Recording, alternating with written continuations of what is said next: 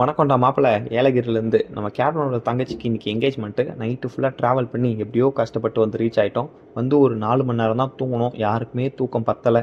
எல்லாருமே லைட்டாக தான் இருந்தாங்க. ட்ரெஸ் எல்லாத்தையுமே கார்லேயே விட்டோம். சரி ஓகே போய் ட்ரெஸ் எடுக்கலான்னு பார்த்தா நம்ம பேக் டயர் வந்து பஞ்சர் ஆகிருந்தது. சரி ஓகேன்னு ஸ்டெப்னி எடுத்துகிட்டு போயிட்டு காற்று வந்து அதை மாற்றிட்டோம். குளிக்கிறதுக்கு கிணத்துக்கு போகிறதா ஐடியா. சரி ஓகேன்னு குளிக்கிறதுக்கு போகிற வழியில் ஒரு சரியான ஆட்டத்தை போட்டுனே போனோம். அதுக்கப்புறம் ஒரு அருமையான குளியலை போட்டோம். அருமையான குளியலை முடிச்சுட்டு ஒரு அருமையான போசிங்கையும் அண்ணன் முடிச்சுட்டு ஃபைனலாக நம்ம என்கேஜ்மெண்ட் நடக்கிற இடத்துக்கு அரைவு. அண்ணன் அங்கே செமையாக போயிருந்தேன். ஆனால் அண்ணன் அங்கே சாம்பார் பக்கெட் தூக்கி விட்டாங்க. வேலை செஞ்சதில் நல்ல பசிக்கு ஏற்ற மாதிரி ஒரு அருமையான சாப்பாடும் இருந்தது. சாப்பிட்டு முடிச்சுட்டு அவுட்ஃபிட் நல்லா இருக்குன்னு நானே நினச்சிக்கிறேன்.